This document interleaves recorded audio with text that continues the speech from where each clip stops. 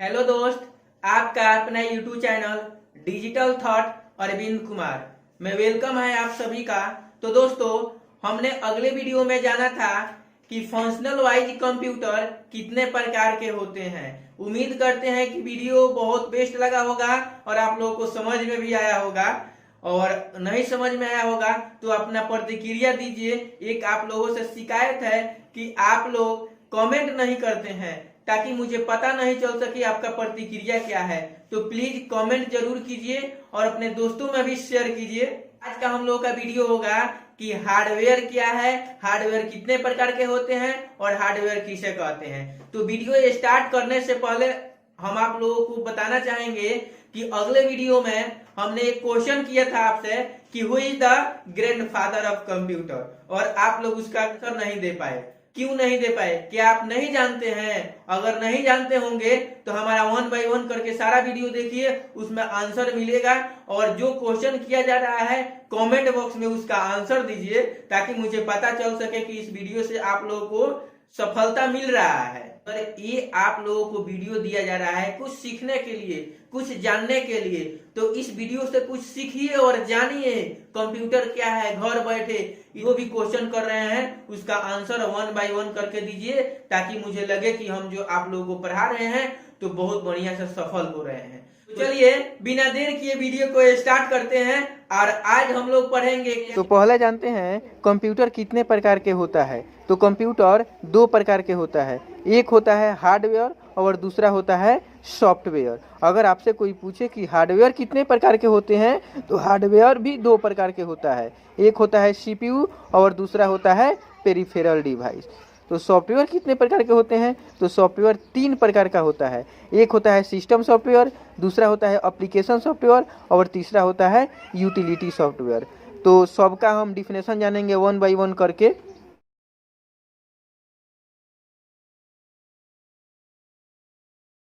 Structure of computer system या anatomy of computer. पहला topic है हम लोगों का हार्डवेयर और हार्डवेयर मेंटेनेंस क्या है। तो चलिए जानते हैं हार्डवेयर क्या है। Which computer device are touchable is called hardware. अगर आप लोगों से कोई पूछे कि हार्डवेयर किसे कहते हैं बताइए, तो एक शब्द में बता दीजिएगा आप क्या।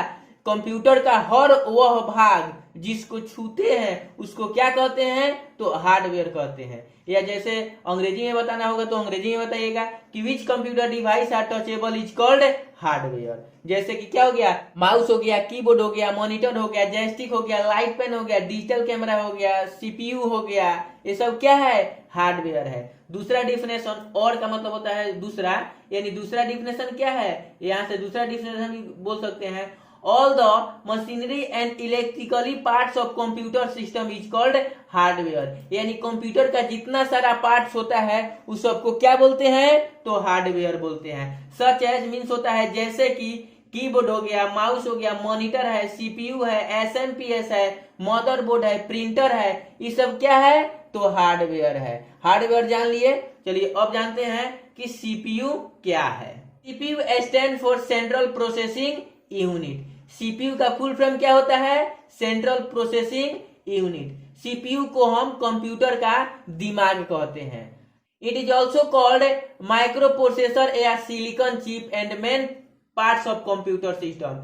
इसको हम लोग सीपीयू को माइक्रो प्रोसेसर चिप भी कह सकते हैं या सिलिकॉन भी कह सकते हैं। इसको मेन पार्ट्स कंप्यूटर का क्या होता है? ये मेन पार्ट्स होता है आपके कंप्यूटर का। इससे mainly work is processing of data and information, that why we called CPU is the processor of computer system.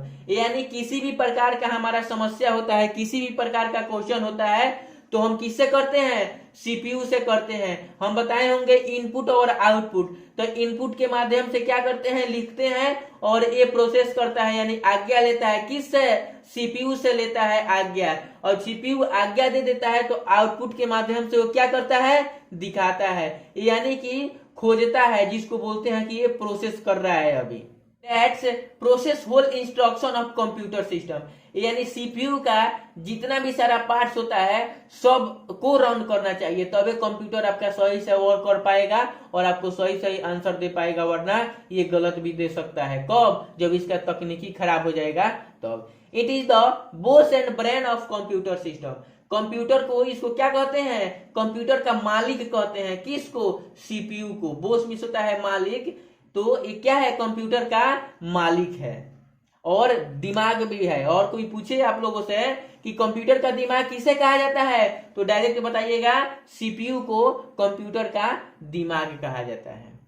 All taken perform by the help of CPU. हम कोई भी किसी भी चीज के बारे में जानना चाहते हैं तो किससे जानते हैं, किससे सहायता लेते हैं? तो सीपीयू से हम मदद लेते हैं। It does any work with help of coordinator CU, ALU और एमयू। यानी कि इसके कहने का मतलब वो है सीपीयू का कुछ हेल्पिंग वर्ब होता है, यानी कि सहायता करने वाले लोग भी होते हैं, जैसे कि क्या है? सीयू हो गया, एएलयू हो गया, एमयू हो गया। यानी तीनों क्या है? तीनों का अलग अलग काम है और अलग अलग काम है तीनों का, और तीनों तीन प्रकार का काम करता है, जैसे कि इससे क्या हो? प्रॉपरली वर्क में काम कर सके। अगर एक व्यक्ति को काम 75 को दे दीजिएगा तो कर पाएगा? नहीं कर पाएगा। जैसे कि हम छोटा सा एक एग्जांपल देते हैं आप लोगों को, तो शादी में एक मालिक होता है, तो एक मालिक कौन होता है? जो दूल्हे का पापा जी होते हैं वो मालिक होते हैं, और मिनी मालिक बना देते हैं 2-3 जन को, यानी अपने भाई को मिनी मालिक बना देते हैं कि आप इनको पैसा दे दीजिएगा, आप उनको दे दीजिएगा, आप उनको दे दीजिए। ऐसा क्यों करते हैं? इसलिए करते हैं ताकि सुबह में सारा इकट्ठा आदमी हो जाए पैसा लेने के लिए, तो उन्हीं का दिमाग न गड़बड़ हो जाए, यानी दिमाग डिस्टर्ब भी हो जाएगा, तो किसी को अधिक भी दिया जा सकता है या कम भी दिया जा सकता है। इसलिए मिनी मालिक को बना दिया जाता है कि आप ये काम कीजिए और आप ये काम कीजिए। तो देखिए सीपीयू का यही क्या है? Figure of CPU. सीपीयू का यही फिगर है। इसका हेल्पिंग करने वाला होता है, सहायता करने वाले होते हैं कौन? तो एमयू। एमयू का मतलब होता है मेमोरी यूनिट, जो रजिस्टर एनमिस होता है रखना, मेमोरी में जो बात हम रखते हैं। सीयू और एएलयू। अब देखिए ये है figure of CPU, micro processor chip भी कहते हैं इसको, और ये है internal parts of CPU. CPU का ये इंटरनल पार्ट्स होता है और ये इंटरनल पार्ट्स है। सीयू क्या है? तो CU stand for control unit. CU का फुल फॉर्म क्या होता है? तो कंट्रोल यूनिट होता है। It control all over changing in computer system, यानी कि अपने बॉस में करता है कौन? सीयू। यानी बाय द वे कोई गलती हो जाए, जैसे कि एक एग्जांपल हम यहाँ पर लेते हैं, KUMARI, कुमारी हो गया, और ये इसको मुझे क्या करना है? तो सही करना है, तो इसको मुझे सही करना है, तो इसको काटना होगा और काट कर इसको कुमार सही बनाना होगा। तो ये सब काम कौन करेगा?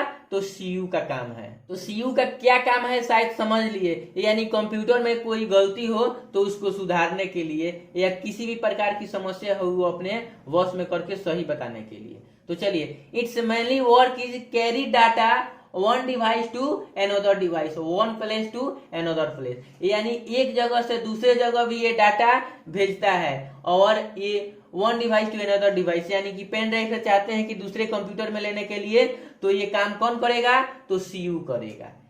CU is interface between CPU and other I या ओ। आई या ओ का मतलब होता है क्या? इनपुट या आउटपुट डिवाइस। कौन करता है? इंटरफेस बिटवीन, दोनों के मध्य में। It manage all operate in computer system, ये सब कौन करता है? तो it's manage all operate in computer, ये सब कौन मैनेज कौन करता है? तो कंप्यूटर करता है। कंप्यूटर का जितना सारा सिस्टम होता है CLU MU वही सब काम करेगा, हम लोग नहीं करते। इट्स वर्क एज सीक्रेट, यानी मैनेज कहने का मतलब क्या हुआ कि उसका काम हमारे माध्यम से ही होता है, परंतु जो काम हमारा रनिंग में लेता है, जो डिवाइस वो करता है, तो किसके माध्यम से करते हैं? सीयू हो गया, एलयू हो गया, एमयू हो गया। तो शायद आप सीयू समझ लिए कि सीयू का क्या काम है। सीयू का क्या काम है? तो सीयू का काम है कंट्रोल करके और अपने वश में करके उस बात को सही बनाना, या हमसे गलती हो गया है तो। समझ लिए कि सीयू क्या है? तो चलिए अब हम जानते हैं ALU stand for arithmetic and logical unit. ALU का फुल फॉर्म क्या होता है? Arithmetics and logical unit. It perform mathematical and logical operation, यानी कि ये क्या करता है, इसका काम क्या है? मैथ रिलेटेड जितना सारा काम होता है, जोड़ घटाव गुना भाग, ये सब कौन करेगा? तो ALU ही करेगा। If we given instruction related to mathematical and logical then CU send into ALU because ALU perform mathematical and logical operation. हम लोग इस मैथ रिलेटेड क्वेश्चन को करते हैं तो ये क्या करता है? उसी का ये आंसर देता है। अगर मैथ रिलेटेड क्वेश्चन को CU से करेंगे तो CU कहां भेजेगा? ALU के पास भेजेगा। देखिए यहाँ पर लिखा है then CU send into ALU, ALU के पास भेजेगा बिकॉज क्योंकि ALU का काम ही है मैथ रिलेटेड जितना सारा क्वेश्चन हो उसका आंसर देना। CU का काम क्या है? जो गलत हो उसको सुधारना या एक डिवाइस से दूसरे डिवाइस में भेजना। तो ALU और CU दोनों में अंतर समझ लिए होंगे कि ALU का काम क्या है और CU का काम क्या है। तो चलिए अब हम जानते हैं MU क्या है। MU stand for memory unit. MU का फुल फॉर्म क्या होता है? मेमोरी यूनिट होता है। It role of memory unit is very important in computer और ह्यूमन लाइफ। अगर ये बोल रहा है कि आज के समय में देखा जाए तो देखिए रोल का मतलब होता है क्या? भूमिका। यानी आज के समय में देखा जाए तो ये मेमोरी का जो है बहुत बड़ी भूमिका है हमारे लिए भी और कंप्यूटर के लिए भी। To store data and information have needed a storage place and its storage place is called memory unit. यानी कि हम लोग एक जगह से दूसरे जगह डेटा को ले जाना है या मंगाना है तो या लेना है तो किसके माध्यम से लेंगे? MU के माध्यम से लेंगे, यानी मेमोरी यूनिट के माध्यम से लेंगे। चाहे वो पेन ड्राइव हो या मेमोरी हो या मोबाइल का डिवाइस हो, किसी भी प्रकार का हो, क्या है? मेमोरी यूनिट ही है। Without memory any type of data cannot store few time, यानी बिना मेमोरी का किसी भी डाटा को आप चाहेंगे कि एक सेकेंड के लिए रखने के लिए, थोड़ा समय के लिए, फ्यू टाइम मीन्स थोड़ा समय के लिए भी, तो आप नहीं रख सकते हैं। Register is the internal memory of CPU। देखिए मेमोरी दो प्रकार के होता है, एक होता है इंटरनल मेमोरी और दूसरा होता है एक्सटर्नल मेमोरी। इंटरनल मीन्स होता है क्या? जो कंप्यूटर या मोबाइल के साथ में आता है उसको इंटरनल कहते हैं इन मिस में। और एक्सटर्नल, एक्स मिस होता है बाहर। एक्सटर्नल का मतलब हो गया जो बाहरी से हम लोग लगाते हैं, यानी मोबाइल में मान लीजिए आपका 16 GB है वो फुल हो चुका है और फिर दूसरा आप डेटा को रखना चाहते हैं और वो फुल हो गया है तो हम 16 GB अलग से मेमोरी को खरीद लेंगे बाहर से मार्केट से खरीद कर, और जो मोबाइल में लगाएंगे उसको बोलेंगे एक्सटर्नल मेमोरी। तो इंटरनल और एक्सटर्नल भी अच्छी तरह समझ लिए होंगे। Register is the internal memory of CPU, यानी CPU का जो है रजिस्टर क्या है? इंटरनल मेमोरी है। रजिस्टर मीन्स होता है रखना, किसी बात को, किसी मुद्दा को या किसी डेटा को हम लोग रखते हैं, तो आप वो वाला फाइल वाला नहीं समझिएगा, या वो भी हो सकता है भी तो कोई चीज हम लिख करके रखते हैं अपना डेटा को।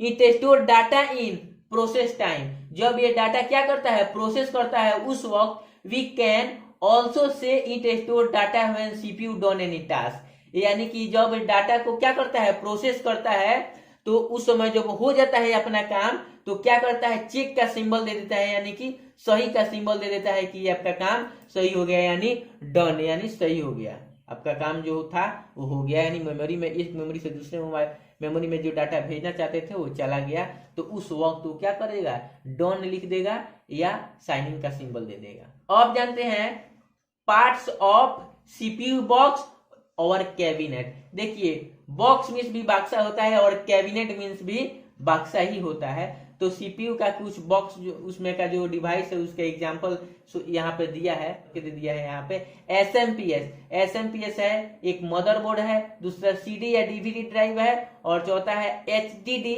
और पांचवा है सिस्टम केस। उसको बोलते हैं क्या? बॉक्स। सिस्टम केस को क्या बोलते हैं? बॉक्स ही बोलते हैं। तो चलिए हम जानते हैं कि SMPS जो है क्या है। अगला टॉपिक है हम लोग का SMPS। तो SMPS stand for switched mode power supply, SMPS क्या है, यानी पावर को सप्लाई करके देता है, यानी इलेक्ट्रिक को जितना आवश्यकता होता है उतना देता है। It is also called power supplier and transformer of computer system, यानी कंप्यूटर का इसको क्या कह सकते हैं, ट्रांसफार्मर भी कह सकते हैं। It supply power to whole parts of computer system, यानी कि यहाँ से कंप्यूटर का जितना सारा पार्ट्स है उस सब में पावर यानी कि इलेक्ट्रिक को देता है जितना उसकी आवश्यकता होता है। इट रिक्वायर 220 वोल्ट से लेकर के 250 volt AC current and convert this current in DC volts plus 12 volt से माइनस 12 वोल्ट तक, प्लस 5 वोल्ट से माइनस 5 वोल्ट तक, और प्लस 2.5 वोल्ट से माइनस 2.5 वोल्ट एसी करंट। यानी इसके कहने का मतलब है कि एसएमपीएस का कैपेसिटी 220 से 250 वोल्ट है और वो उतना ले लेता है, और लेने के बाद में सपोज मान लीजिए जिसकी जितनी आवश्यकता होता है उतना ही वह इलेक्ट्रिक देता है। एक छोटा सा हम घरेलू एग्जांपल देते हैं कि हम लोग एक फैमिली में रहते हैं, तो एक फैमिली में 5 व्यक्ति हैं और 5 व्यक्ति में मान लीजिए कि 40 गो रोटी बन गया है, और उस रोटी को मुझे खाना होगा तो सब तो लेकर के नहीं ना बैठ जाएंगे, उसमें से हम मुझे 5 गो खाना है या 7 गो खाना है, जितना खाना है उतना हम ले लेंगे। बना तो 40 गो है, 40 से मुझे मतलब नहीं है, मुझे जितना आवश्यकता है उससे मतलब है, यानी बनाने वाला उतना बना करके रख दिया है। ठीक उसी तरह ये 220 से 250 वोल्ट ले लेता है और एसएमपीएस जिसको जितना चाहिए उतना इलेक्ट्रिक देता है।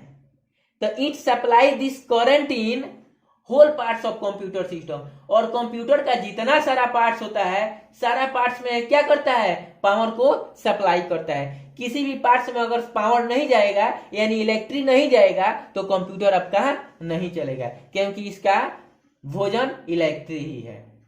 In SMPS consisting 1 cooling fan and 1 safety fuse to protect the SMPS, यानी एसएमपीएस में एक कूलिंग फैन होता है, यानी एक पंखा होता है एसएमपीएस के माइंड को ठंडा करने के लिए, यानी उसमें जो मशीन होता है उसको ठंडा करने के लिए, और एक होता है सेफ्टी फ्यूज टू प्रोटेक्ट, सुरक्षा करने के लिए। सेफ्टी फ्यूज काहे के लिए होता है, तो सुरक्षा करने के लिए। प्रोटेक्ट मिस होता है क्या, सुरक्षा, यानी हम लोग घरों में भी सेफ्टी फ्यूज लगाना जरूरी है। वो सेफ्टी फ्यूज रहेगा तो नन्हा सा बच्चा भी जाएगा, किसी लंगे तार को पकड़ेगा, वायर को पकड़ेगा तो इलेक्ट्रिक उससे नहीं मारेगा। ठीक उसी तरह इसमें भी क्या है, हम लोग इसमें इसको भी छुएंगे या इसको पकड़ेंगे एसएमपीएस को, तो अगर करंट मुझे देगा कि फ्यूज क्या कर लेगा, करंट को लगने नहीं देगा, झटका दे करके और वहां से वो बंद हो जाएगा। तो SMPS to all of us, यानी हम सभी के लिए क्या है, जरूरी है। घरों में भी जरूरी है और ऑफिस में भी जरूरी है, हर जगह क्या है, एसएमपीएस जरूरी है जहां आपका इलेक्ट्रिक है। तो एसएमपीएस समझ लिए कि एसएमपीएस क्या है, और ये है आपका एसएमपीएस का फिगर ऑफ एसएमपीएस। तो दोस्तों इस वीडियो में आज हम लोग पढ़े हैं हार्डवेयर से लेकर के एसएमपीएस तक। उम्मीद करते हैं कि ये वीडियो आप लोगों को बेहतरीन ढंग से समझ में आया होगा। आप सभी को अगर समझने में किसी भी प्रकार की समस्या हो तो प्लीज कमेंट बॉक्स में अपना कोई प्रतिक्रिया दीजिए। मैं प्रयत्न करूंगा कि आपको अच्छा से अच्छा ढंग से वीडियो बना करके आप तक मैं पहुंचाऊं, ताकि इससे कुछ जानिए। घर बैठकर कंप्यूटर एकदम बिल्कुल आसान सिंपल तरीके से हम समझा रहे हैं। सब दोस्तों इस वीडियो को यहीं पे हम लोग पोस्टपोन कर रहे हैं, और आज का हम लोग का क्वेश्चन रहेगा विच टाइप ऑफ कंप्यूटर कितने प्रकार के होते हैं। नीचे कमेंट बॉक्स में दीजिए कि मैं जान सकूं कि आप मेहनत कर रहे हैं या नहीं कर रहे हैं। तो प्लीज उस आंसर जरूर दीजिए आप लोग।